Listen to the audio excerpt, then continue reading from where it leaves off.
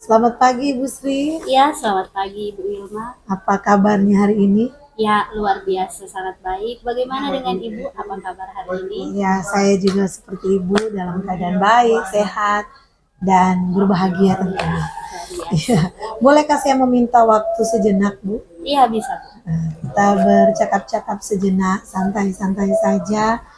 Nantinya ada rencana saya akan melakukan coaching supervisi akademi buat Ibu, tapi saya akan mengawalinya dengan praobservasi. Nah, tujuan supervisi ini untuk bisa mengetahui dan memastikan, menyaksikan langsung, mengevaluasi proses pembelajaran yang nantinya akan Ibu laksanakan berikutnya. Bisa ya, Bu? Bisa, bisa. Ya. Enggak ada jam mengajar saat ini. Ya, kebetulan untuk saat ini tidak ada jam mengajar, jadi saya bisa berdiskusi lagi. Oh ya. Kalau begitu Bu, kita akan memulai ya praobservasi ini. Ibu mengajar mata pelajaran apa ya, Bu? Kebetulan saya mengajar untuk mata pelajaran umum, yaitu pelajaran bahasa Indonesia. Oh ya, bahasa Indonesia. Bisa saya tahu hari apa, kelas berapa, dan jam berapa?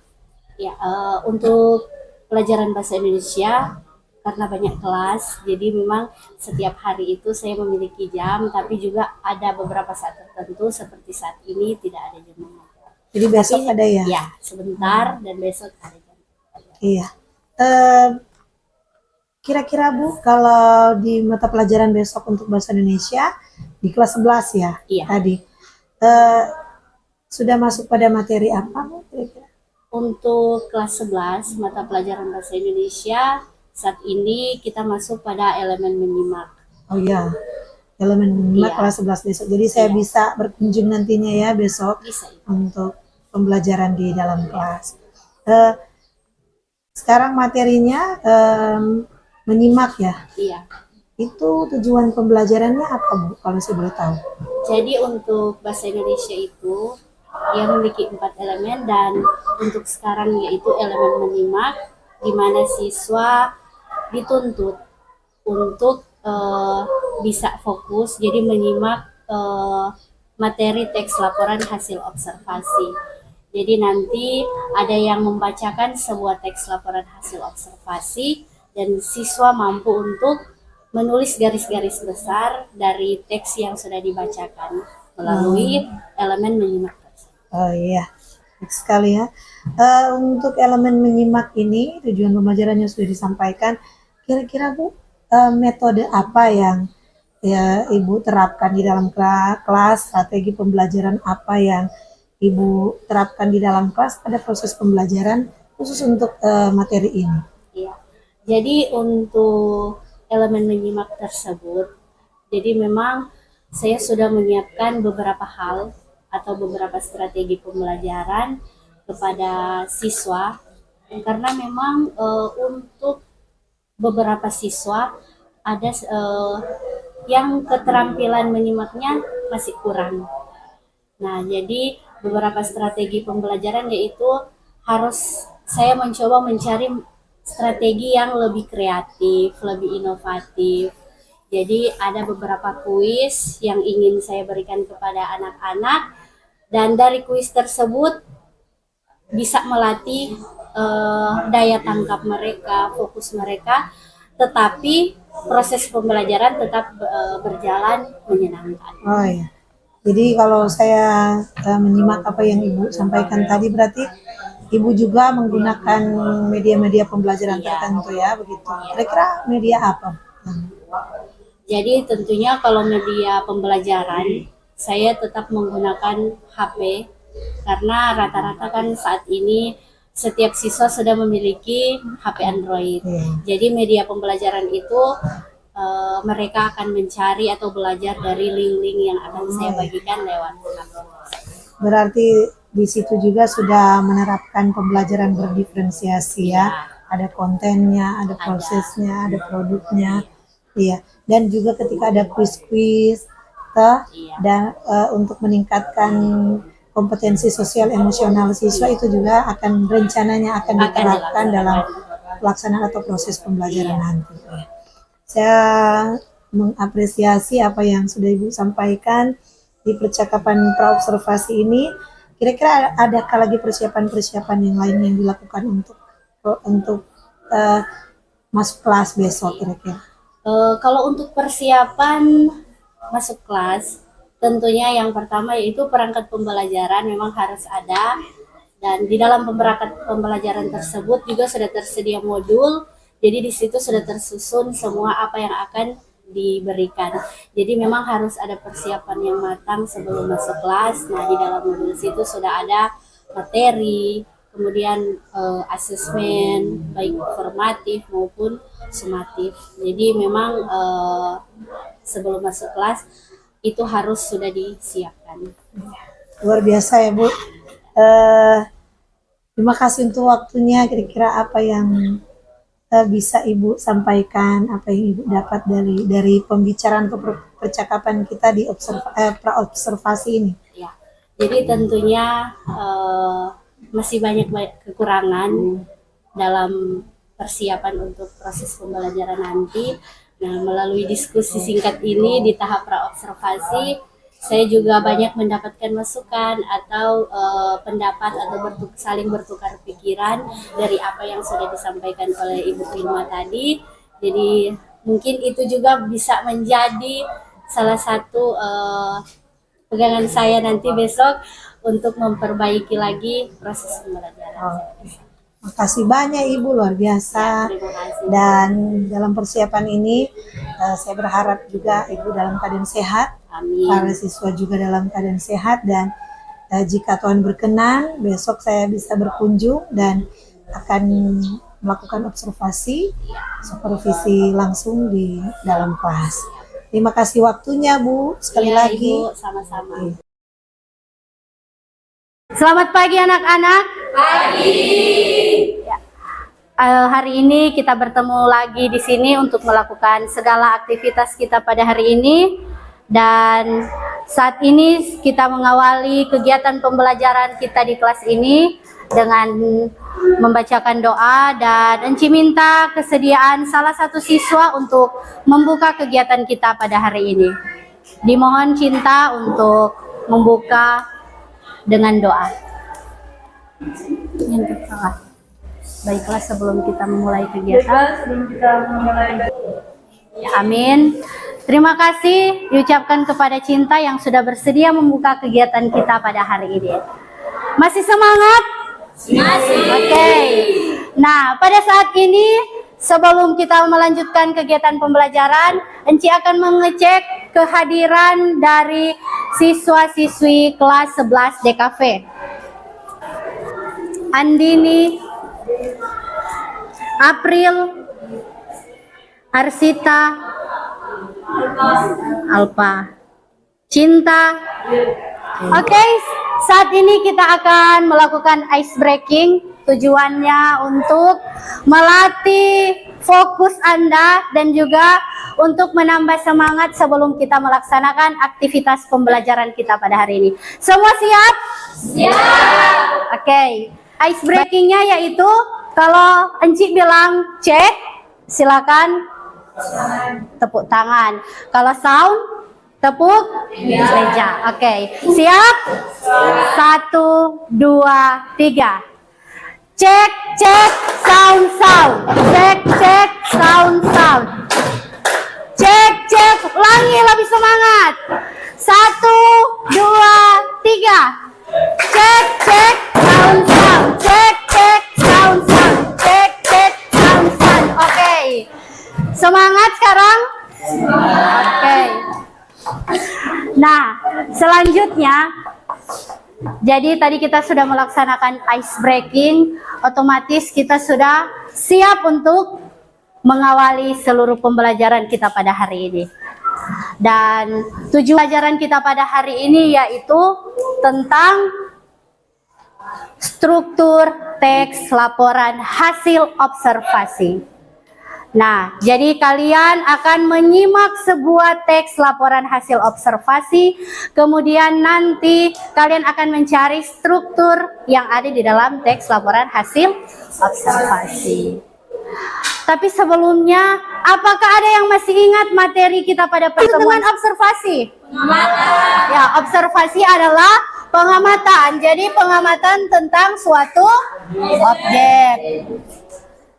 Nah, saat ini kalau yang minggu lalu atau pertemuan sebelumnya kita sudah menjelaskan apa yang dimaksud dengan observasi. Saat ini kita masuk dalam struktur teks laporan hasil observasi. Struktur teks laporan hasil observasi ada 3. Yang pertama, pernyataan umum. Yang kedua, deskripsi bagian. Yang ketiga, deskripsi manfaat. Nah, jadi tadi Enci sudah menjelaskan 3 struktur teks laporan hasil observasi.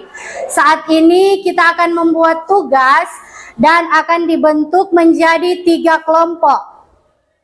Nah, di 3 kelompok itu nanti Enci sudah memberikan atau mengirimkan link di grup WA kelas. Silakan dilihat di grup WA. Enci sudah menjelaskan di situ dan sudah mengirimkan link untuk tugas yang akan kalian bahas. Jadi di situ di saat kalian mengklik link tersebut, kalian akan diarahkan kepada video YouTube. Di situ kalian akan dilatih untuk menyimak teks laporan hasil observasi yang ada di situ. Nanti kemudian akan ada LKPD atau lembar kerja peserta didik yang akan dibagikan, dan itu nanti kalian isi atau jawab, dan terakhir kita akan presentasi. Oke, siap? Siap. Jadi nanti di sini bagian kelompok 1.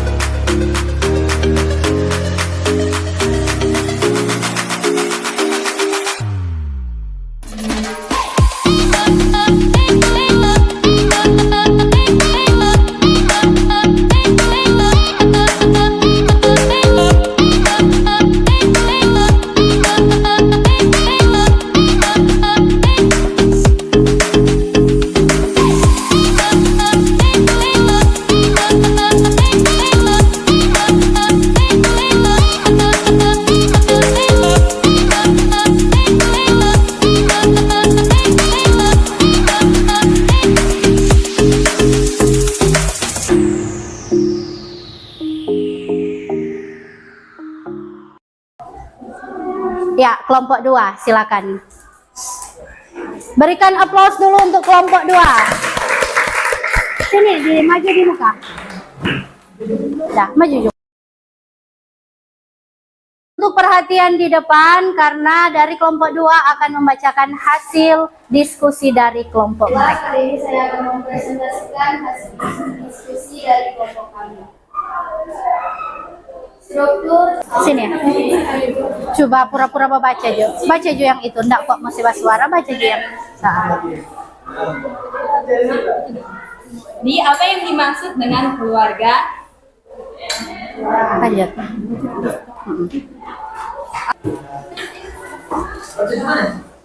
Baca Jo yang ada tertulis itu, no? Enggak kok. Baca Jo. saja. Istilah yang merujuk pada kecenderungan seseorang untuk percaya atau merasa bahwa dirinya Kita sudah mendengarkan presentasi dari kelompok 1, kelompok 2 maupun kelompok 3. Dan berdasarkan hasil diskusi tadi atau hasil presentasi tadi dapat disimpulkan bahwa ketiga struktur teks laporan hasil observasi ini sangat saling berkaitan. Jadi baik dari pernyataan umum, dari deskripsi bagian maupun deskripsi manfaat. Di mana di pernyataan umum dia menjelaskan secara umum objek yang kita observasi. Kemudian dirinci di bagian deskripsi bagian dan di deskripsi manfaat apa manfaat dari objek yang telah kita observasi atau tidak. Dan kita akan tutup kegiatan pembelajaran kita pada pagi hari ini. Tadi sudah buka dengan doa dan saat ini kita akan tutup lagi dengan doa. Diminta kesediaan lagi satu siswa untuk menutup kegiatan kita pada hari ini dengan doa. Marsha, dipersilakan.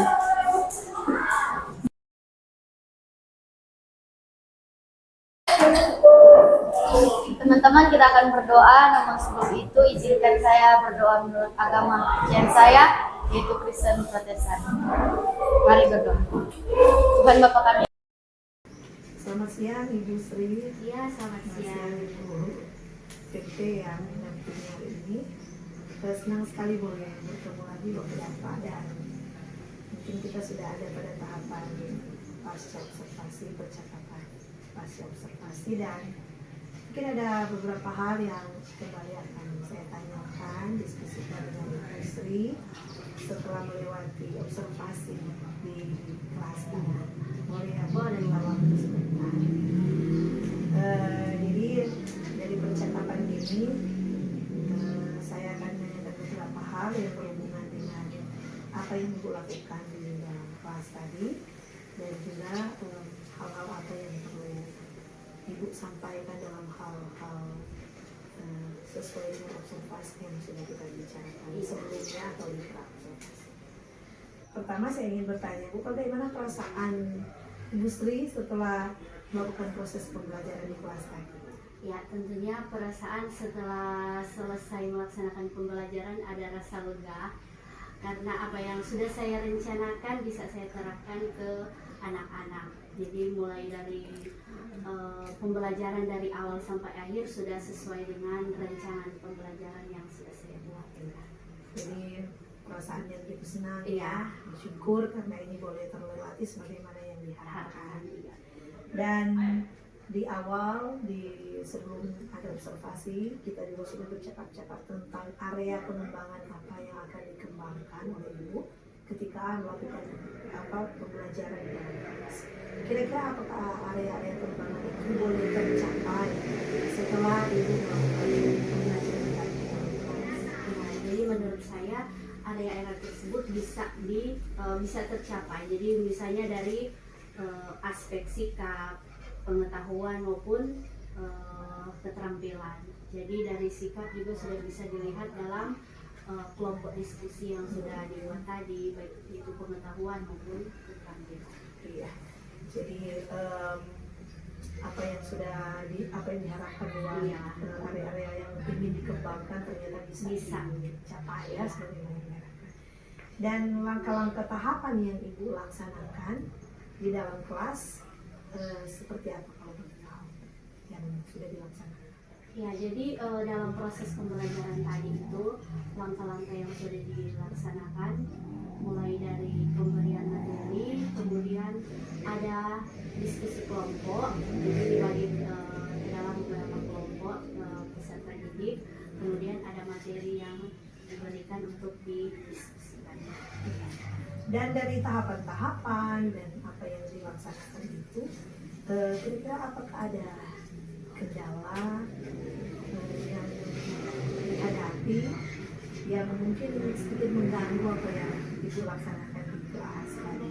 Iya, memang setiap pembelajaran pasti selalu ada beberapa kendala yang selalu dihadapi oleh masing-masing guru. Nah, untuk proses pembelajaran tadi memang karena tadi kan dibuat dalam kelompok diskusi. Nah, di setiap peserta didik itu memiliki keterbatasan keterbatasan atau memiliki perbedaan dalam pengembangan.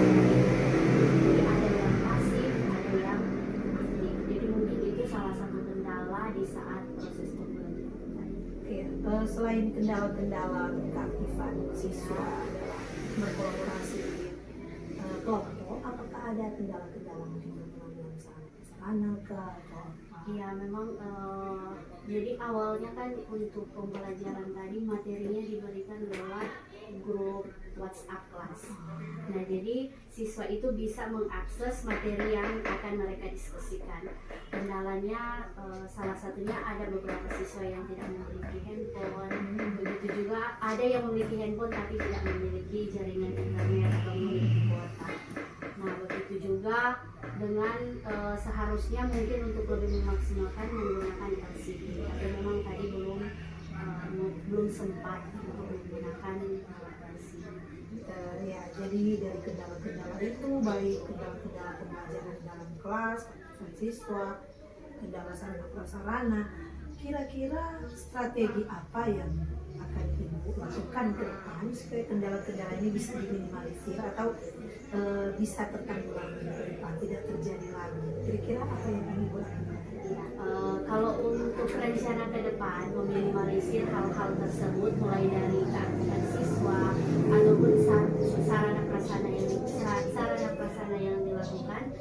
Nah, kalau untuk masalah keaktifan siswa, jadi nanti mungkin akan dikelompokkan lagi dalam pembentukan kelompok diskusi. Jadi misalnya berdasarkan dari minat siswa, kenyamanan siswa itu bersama siapa di dalam kelompoknya. Karena biasanya anak bisa aktif kalau mereka merasa nyaman dengan teman diskusi mereka. Nah begitu juga untuk penggunaan LCD mungkin di pertemuan berikutnya akan diupayakan untuk penggunaan LCD dan CD. Ya, dari apa yang sudah Ibu sampaikan dalam ini ada strategi, kira-kira rencana-rencana aksi ini akan dilaksanakan, akan dieksekusikan. Jadi kalau bisa harus secepatnya kan Bu. Nah jadi di pertemuan selanjutnya harusnya kendala-kendala ini akan saya perbaiki. Jadi untuk meminimalisir itu, jadi di pertemuan selanjutnya saya akan melakukan observasi terhadap minat dari para siswa agar di saat pembentukan kelompok mereka bisa lebih aktif lagi, dan untuk sarana prasarana yang akan digunakan di pertemuan selanjutnya saya yakin sudah bisa. Ya, pertemuan selanjutnya itu minggu depan kan? Iya, minggu depan. Jadi saya juga menanti informasi dari Ibu